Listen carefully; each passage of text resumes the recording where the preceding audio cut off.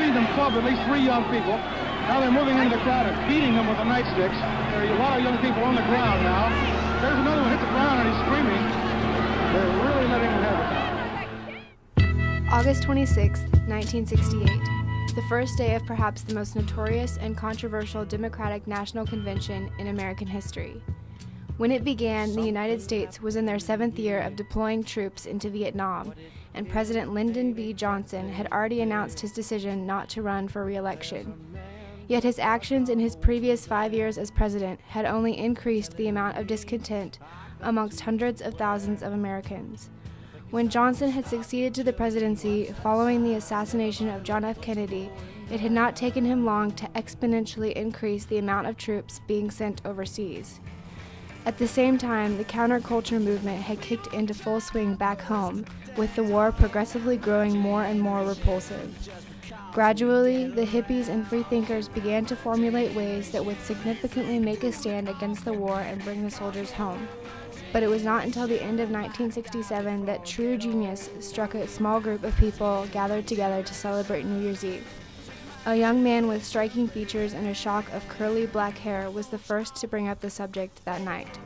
He spoke of uniting hippies into one solid group that would be more radical than the one that had been established earlier that year, the National Mobilization Committee to end the war in Vietnam. His name was Abbie Hoffman. And little did he know that that night would mark the birth of his extremist anti-war movement. He would forever be known as the king of the yippies. The term yippie itself was coined that night by fellow radical Paul Krasner, who purposefully created the title to be closely related with the word hippie. Hoffman's wife, Anita, came up with the official name, the Youth International Party, with the hopes that the press would take them more seriously. In the days and weeks between that fateful night and the commencement of the Democratic National Convention 9 months later, the yippies made great strides in their plans to converge and demonstrate in Chicago. Hoffman and Krasner soon allied themselves with other leading radicals, including Jerry Rubin, David Dellinger, Rennie Davis, and Tom Hayden, to unite over 100 anti-war groups that could all come together in Chicago. The major goal of these leaders was to gain media attention for their causes, no matter what the cost. Together, they focused on creating an event that represented their ideals without provoking excessive violence. Thus, the Festival of Life was born.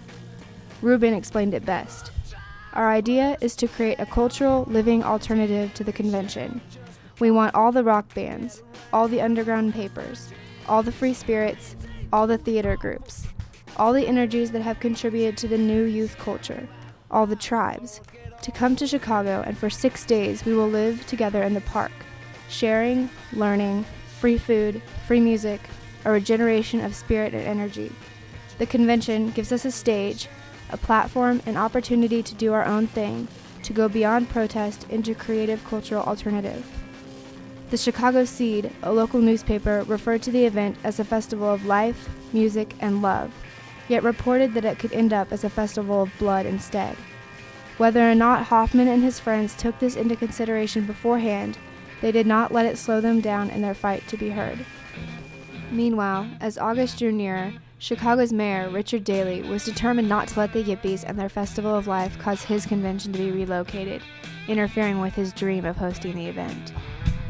As soon as he had received word that hordes of protesters were planning on using his parks as ground zero, he flat out refused to grant any permits to Hoffman or any of the other leaders. His recalcitrant personality was unattractive, not only to the demonstrators, but to Republicans as well. One Nixon source sarcastically quipped, "Winning elections for the Democratic Party was the focus, the meaning of Richard J. Daley's entire life." Shortly before the convention was to begin, Daley was asked by a reporter if it was going to be a good convention. "The best ever held," was his unhesitant and resolute reply. It was Daley's desire for success of the convention that eventually led him to justify the Machiavellian tactics he orchestrated to ensure the protection of the city and his reputation. Ironically, Daley was instead successful in discouraging many youths to come, rather than saving face. Rubin later reflected that, "We once dreamed 500,000 people would come to Chicago. We expected 50,000, but Mayor Daley huffed and puffed and scared the people away."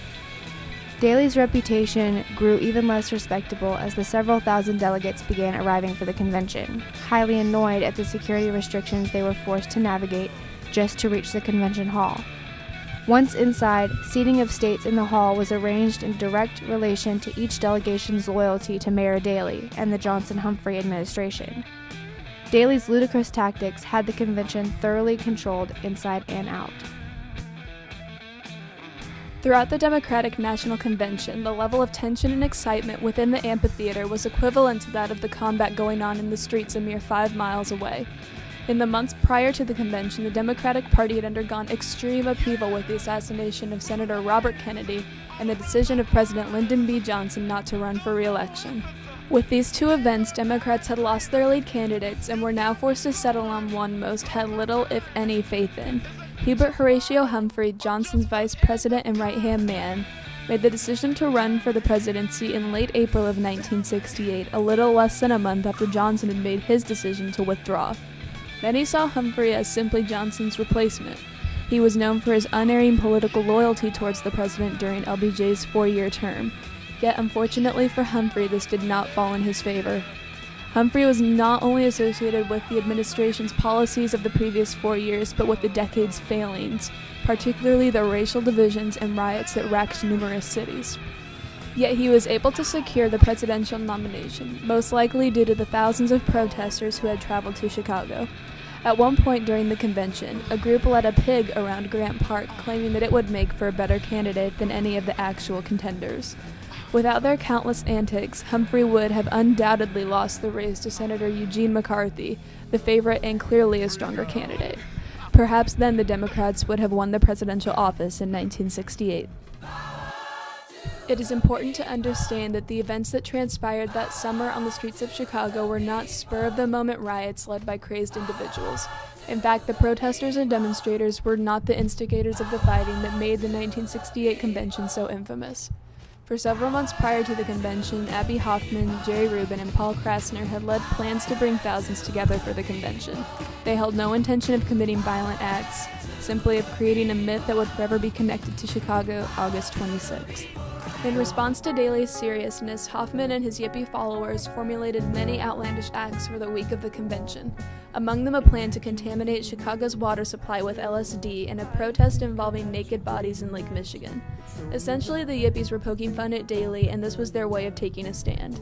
Daley simply saw it as a threat, however, and he flooded the streets of Chicago with a combination of 20,000 policemen and National Guardsmen.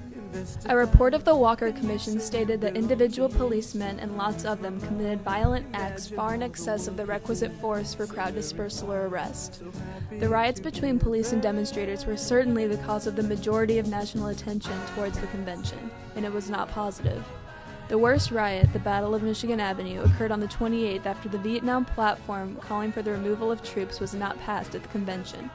Activist Tom Hayden, who led the epic march from Grant Park with thousands of Yippies in tow to the Conrad Hilton Hotel, encouraged protesters to begin multiple demonstrations, saying, "Let us make sure that if blood is going to flow, let it flow all over this city. That if the police are going to run wild, let them run wild all over the city and not over us." Inside the amphitheater, the hysteria was not going unnoticed.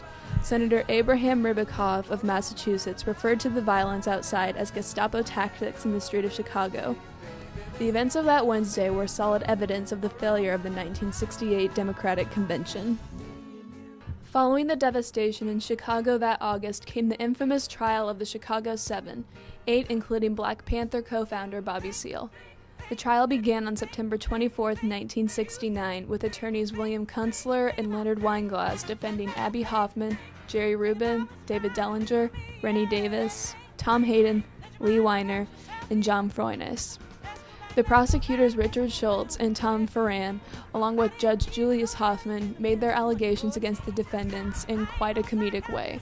The film Chicago 10 illustrates the outlandishness of the trial by animating the trial scenes based on all the original transcripts. In the end, both defendants and lawyers all served time based on various contempt charges, but in 1972, with the Seventh Circuit Court of Appeals reversing the Anti-Riot Act convictions, all the contempt charges and riot convictions were dropped.